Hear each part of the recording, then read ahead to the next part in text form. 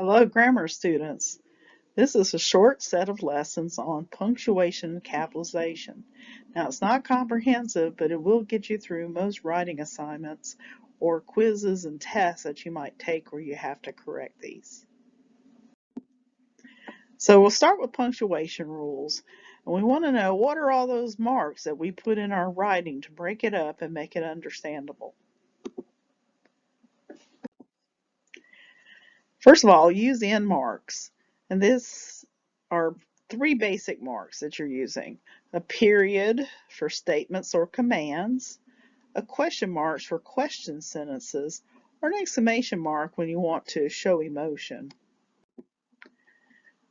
Use semicolons for joining independent clauses. So here you have several independent clauses. An independent clause is just a fancy word for sentence. I love to eat pasta is an independent clause, but it could also be a sentence by itself. However, it has a lot of calories. That's another sentence. In this case, I've used semicolons and a comma that goes with a conjunction in order to make it a complete connection. Dieting is difficult, semicolon, moreover, comma, it takes lots of time. We cannot work, semicolon, thus, comma, we cannot pay our bills. You could also put two basic sentences together with just a semicolon and without the conjunction. And here's 4 instances in which you use commas. We look at many rule books or grammar books and it seems like comma rules go on forever, but these are the 4 basic sets of rules that will help you use those correctly. First of all, to divide lists. I like modern music, comma, classical symphonies, comma, and jazz ensembles.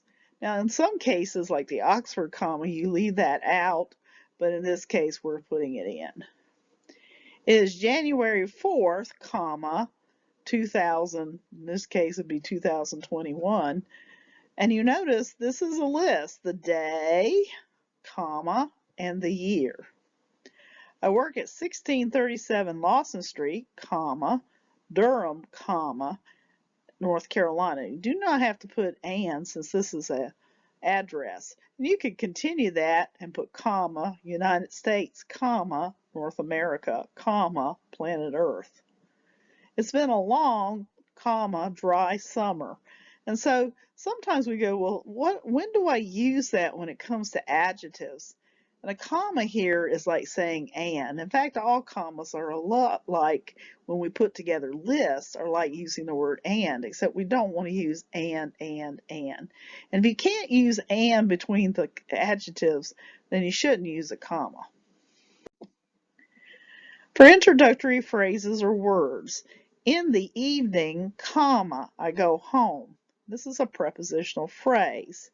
No comma, anytime you say no, yes, maybe, put a comma, I prefer no coffee.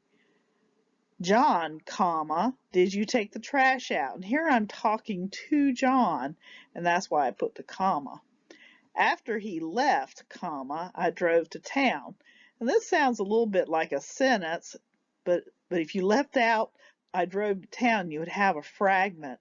So in this case, I've used a conjunction that tends to fragmentize sentences and put a comma behind it to introduce this sentence.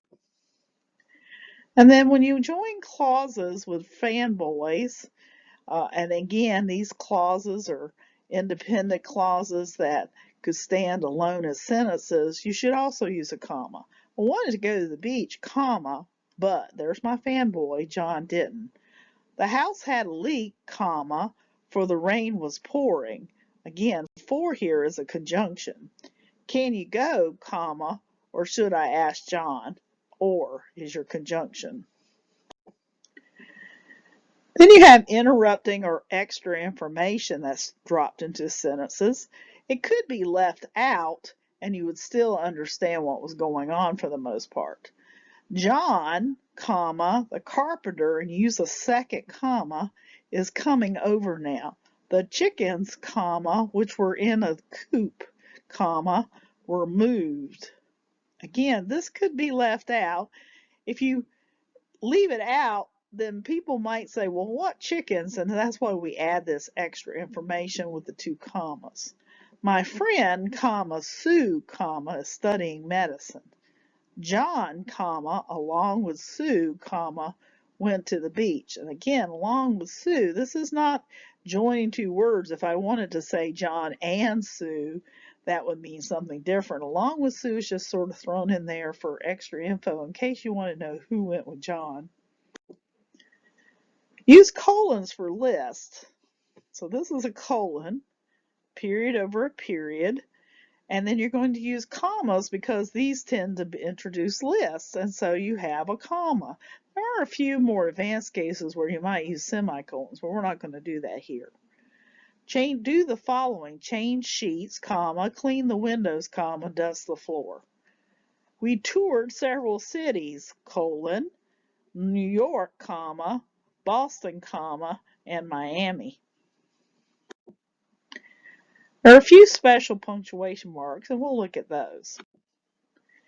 So you also use colons for business writing. And so when I introduce a business letter, the greeting is what we call it, we use a colon, not a comma. That's for friendly letters. We don't write too many friendly letters today, so a colon is likely what you're going to use. When you do a memo, and you also notice that memos often look like emails, and you would have a colon. So date, colon, to, colon, from, colon, RE, or subject, colon. Periods are also used with abbreviations or shortened versions of words. In period means inch or inches. We use a period here because there's a word that means in also. PS, postscript, put after a letter. Mount Rushmore, MT is short for mount. LB is short for pound. FT is short for foot or feet. And WT is short for weight. Quotation marks are used for quotes or statements that you're repeating from someone else. These marks always come in pairs, to be or not to be. Notice the quotation marks. And I have said Hamlet, so I'm going to put a comma here. There's no business like show business. Again, a quote, and I have intro quotation mark, end quotation marks. Mary yelled, comma, because I'm introducing this quote, quotation marks. I put the end punctuation on the inside and end quotation marks. The only exception to that would be if you had a question and you don't know if the question or the quote. So if you put it inside the quote marks, the question is what's being said. If you wanted to know if that's what someone said, you would put the question mark on the outside. Apostrophes are like single quotation marks, and they're used in contractions to show you that letters have been left out. Don't, I'm, won't. And I'm is short for I am. Sometimes I've seen people put an apostrophe here between the I and the am, and that's not what you do, only if you leave the A out. And then if you're showing possession, John's book, ladies, this is multiple ladies, class, buses, one bus, light, Francis's pen. And Francis has 2 syllables, so we put the apostrophe on the outside of the S. So let's look at these sentences and see if we can figure out what's missing. What kind of punctuation do I have missing? I'll read them out loud for you. I like Mike Rowe's show, Dirty Jobs. He has washed dogs, changed diapers, and chased alligators. It is quite interesting, so I watch it often. He is an actor, moreover, he is a good one. Isn't it popular? Asked John.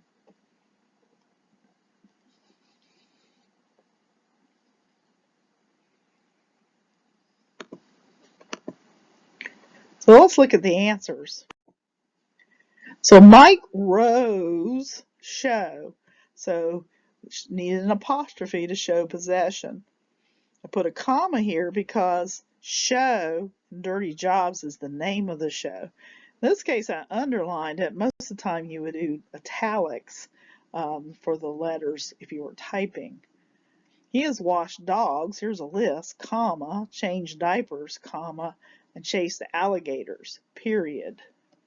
It is quite interesting, comma, so I watch it often, period. He is an actor, semicolon, moreover, comma, he is a good one. Moreover is one of those what I call bigger conjunctions that require a semicolon and a comma and then a period. And then isn't an apostrophe, and then this is quoted because it says ask John, so quotation marks, and since it's a question, I put that on the inside, and then a period at the end of the sentence. Let's also look at capitalization. There are just a few cases where words need to be capitalized. It's also known as uppercase. Sometimes you see that on Word documents. First word in a sentence. There are 8 parts of speech. So I do the T. We cannot study tonight. The little girl likes to play. Monkeys like bananas.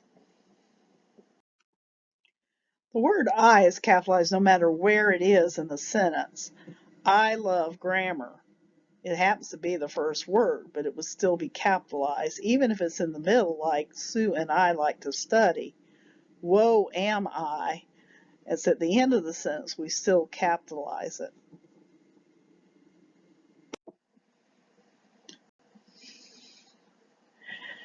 Names of all types. So here are some typical names: countries, people, products, names of electronics, events, lots of events here, locations, streets, avenue, boulevard. You also capitalize the word street or avenue or boulevard if it's used with a name. States, magazines, stores, nationalities of people. Toyota is a product name again. Mount Everest, names of a place or location. Appalachians, and Atlantic Ocean, and you would do both the name of the ocean as well as the word ocean when you're using it as a name.